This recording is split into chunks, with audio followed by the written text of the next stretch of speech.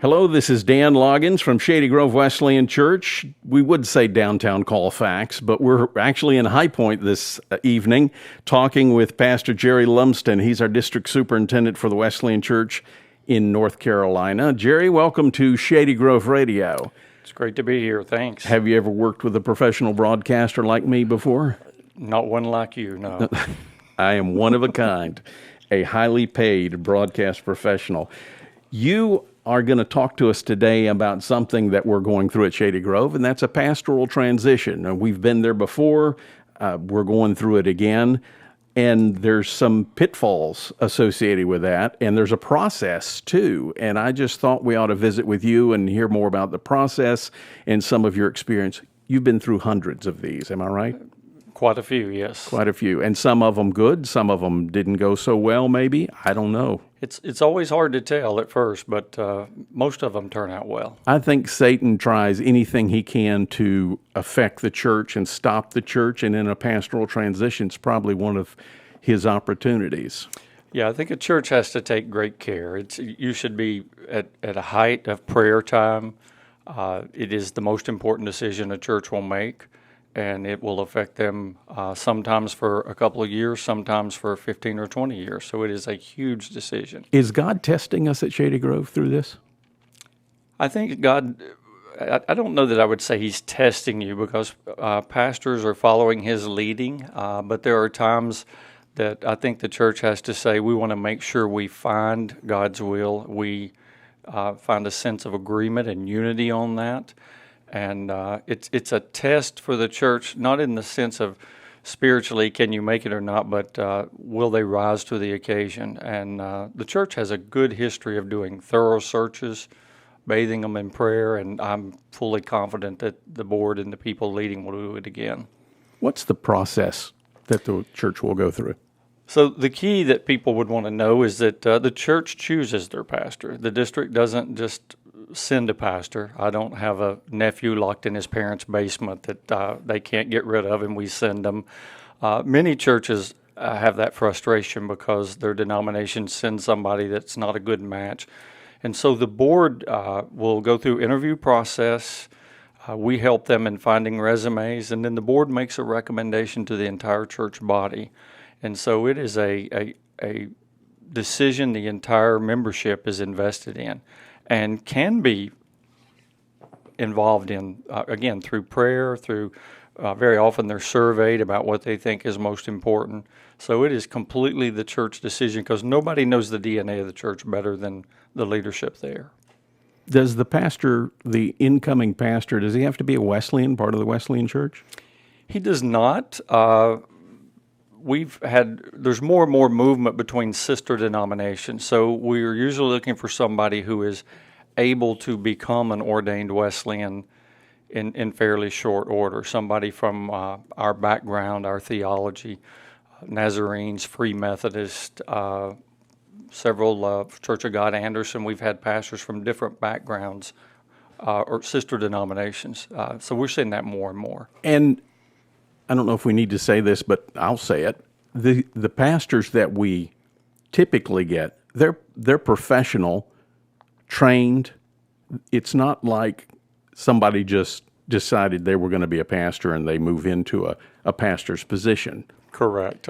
Especially a church like Shady Grove is going to be a church that's highly sought after. You're going to have among the best candidates, and they're going to be people that the ordination process is both an educational and a spiritual process, and so the fact that they're ordained or can transfer that ordination is a huge part of that check. How does God lead pastors in these situations? Is there somebody in Kansas or somewhere that's God's saying, I want you to go to Shady Grove and be a pastor? How does it work? Yeah, having been a part of the process, it's sometimes you end up places. I remember a time when a district official told me that I had been eliminated from a search, and then that afternoon the vice chairman called me for an interview. So sometimes you sense the God moving in your spirit that there's somewhere for you to go. There's a good chance that the pastor that Shady Grove will ultimately bring in is somebody that doesn't even know the church is open and available now.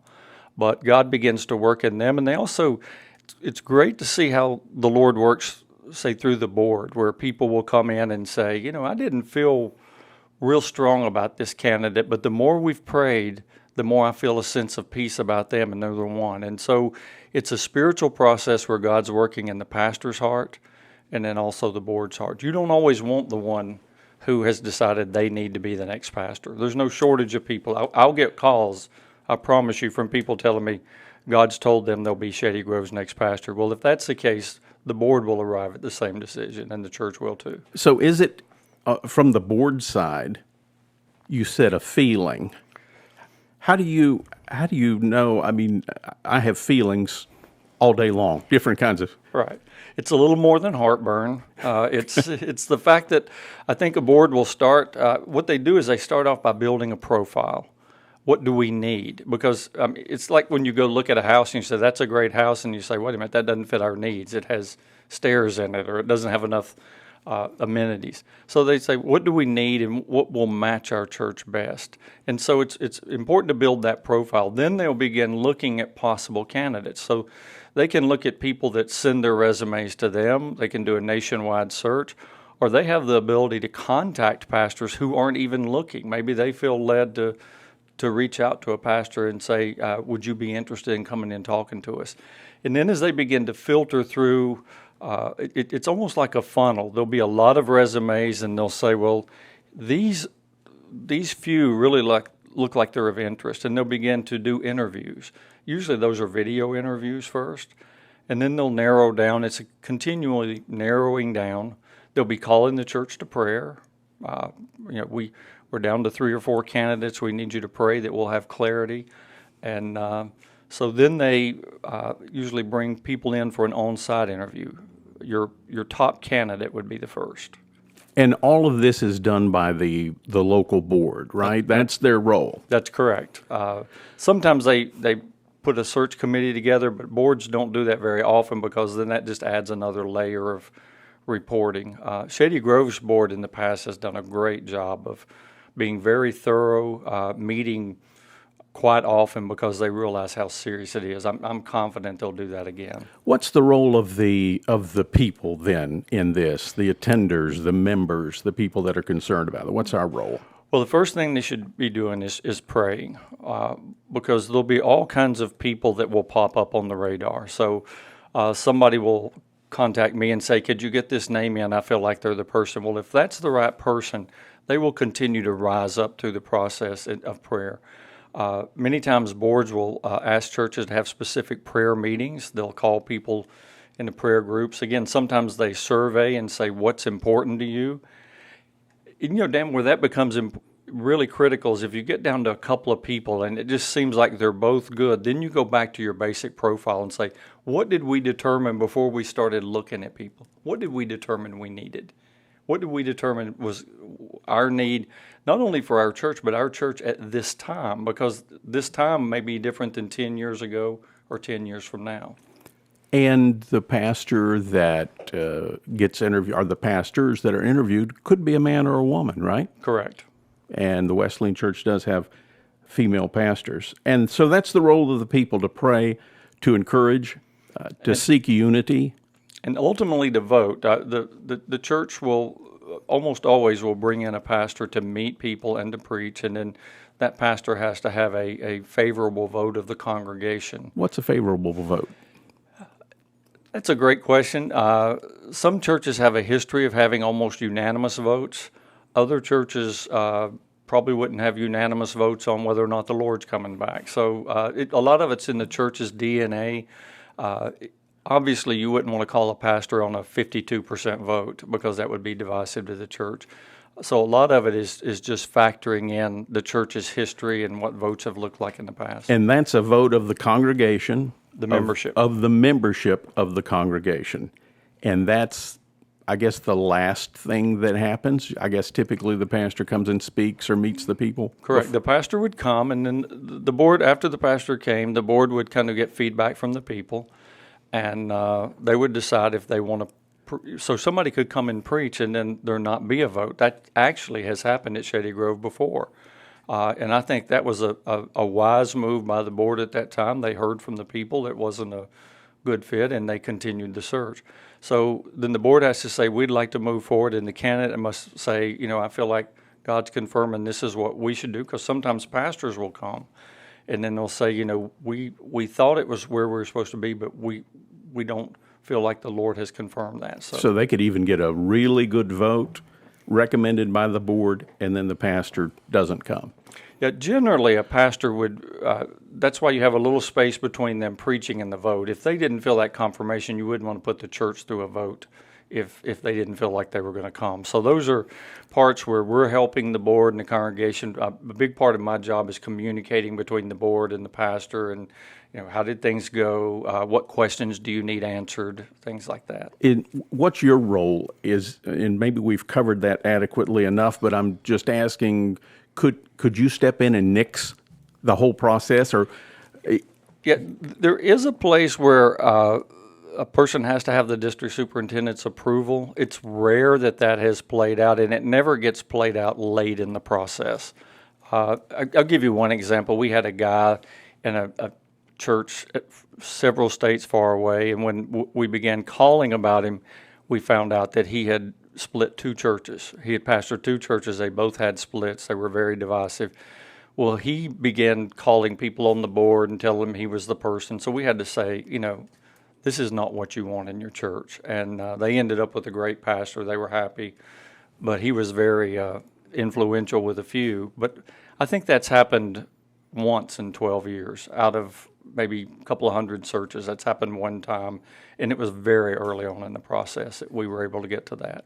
So this recruiting process is something the board does, or maybe a pastoral search committee. Typically, I think you said at Shady Grove, it's the entire board, and they're looking over resumes, and I guess some of the board members may personally know an applicant or two.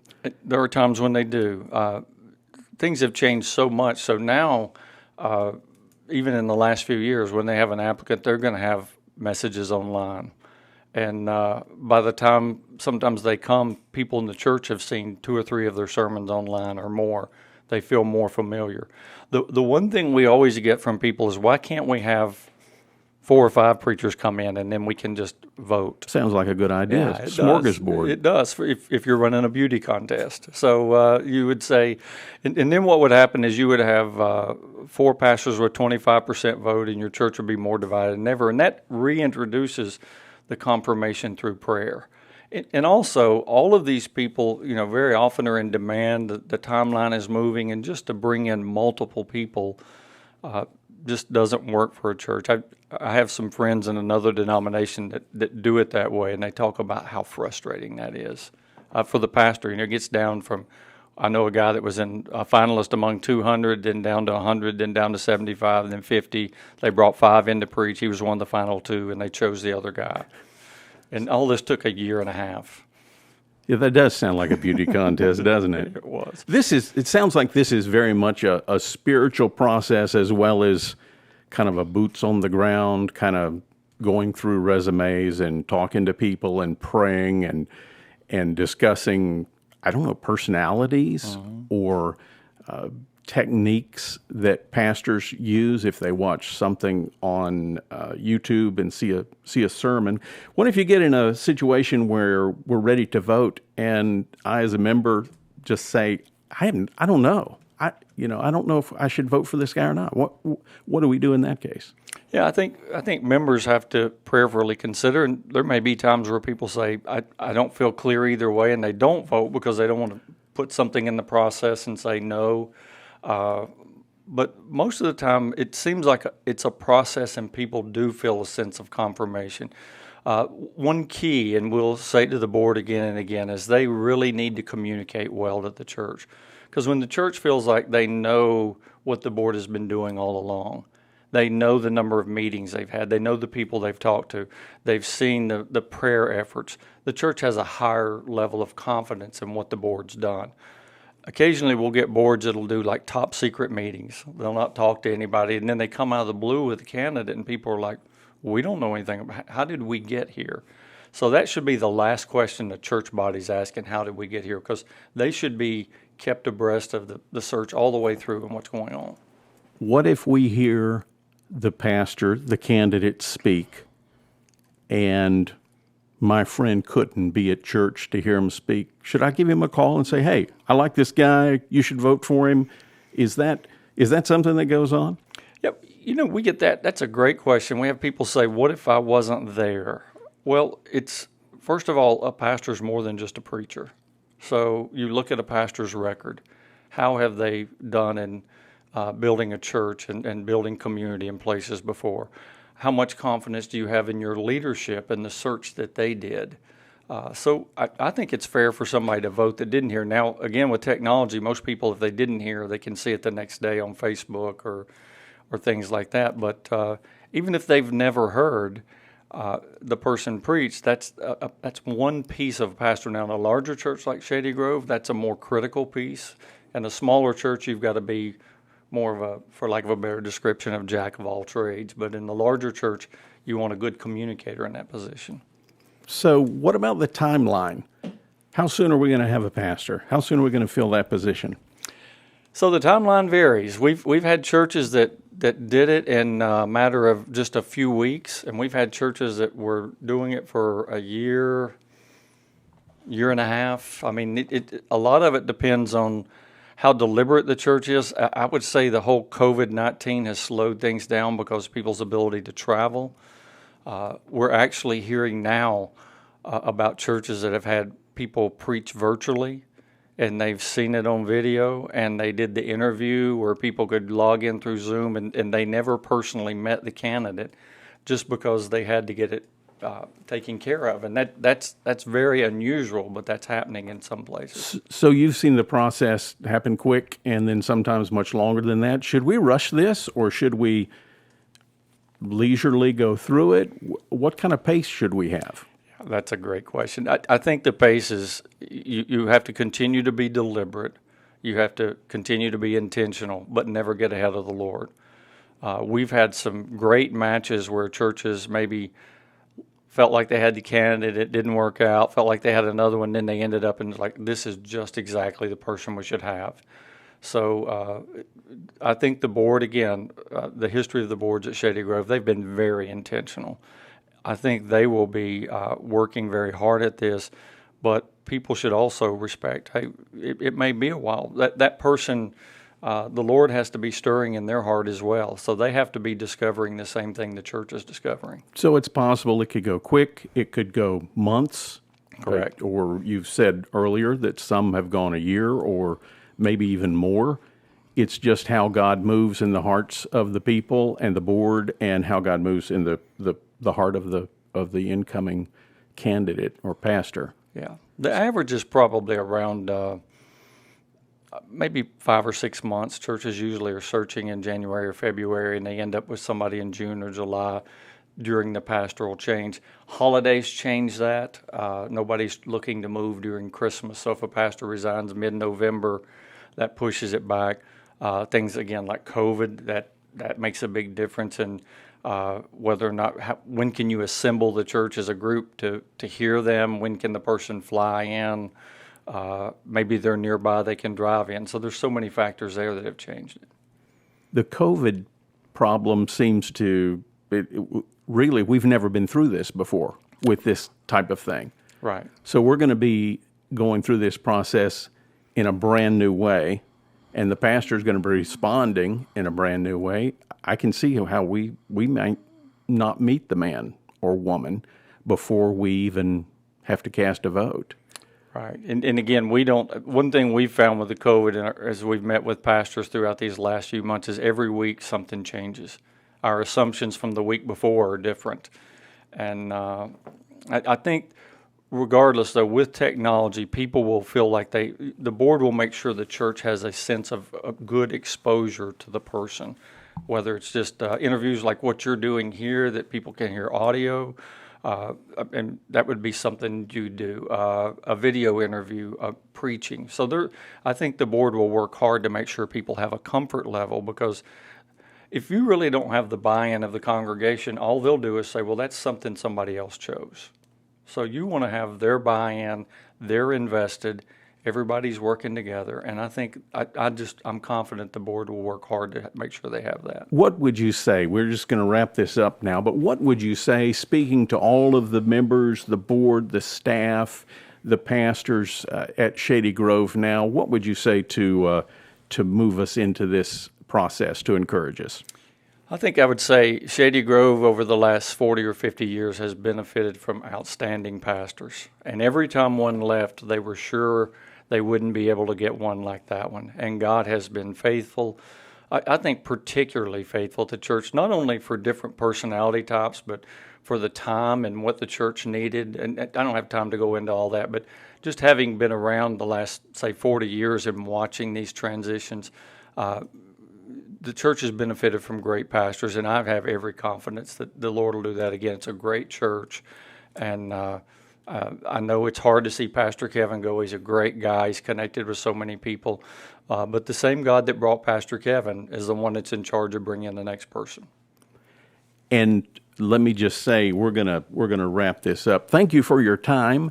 And I know you're available if the board has questions, and I know you've already met with the staff, you've already met with the board, and I guess they're underway or getting ready to get underway, maybe putting together the profile. I haven't spoken with anybody on the board to find out where they are, but I know you've met with them and they're familiar with the process. So yeah, we will probably meet. The church is getting ready to have their elections, and so we'll probably, as soon as the new board gets in, kind of get into that process later this month. So have met with the staff and talked with the vice chairman, and so we'll be working on that. Would you pray for the church and just ask the Lord to continue to guide the church through this process and bring us to the pastor that we're looking for and the church he's looking for? I'd be glad to. Lord, thank you for what you've done in the past, and it's that confidence of seeing what you've done in the past. Your victories are not stale. They continue again and again to prove how much authority and sovereignty you have. Shady Grove is a great church filled with great people, and I'm just confident that you're going to encourage them once again by bringing the next leader in, and that we can look back some time from now and see how exactly you worked, brought in that leader, and moved the church forward. I pray for the people that will feel the loss of not having a visible leader for a short time as staff and others fill in. I pray that you would encourage their hearts. I pray that you would give the board the wisdom that they need most, which is to hear your voice above all the other voices. Because we know that if the decision ends up with the person you've chosen, the church will be in the best hands. We thank you again. Pray it in your name. Amen. Amen. Thanks so much for joining us. Thank you for listening to Shady Grove Radio. Check in with us next week and we'll have another guest.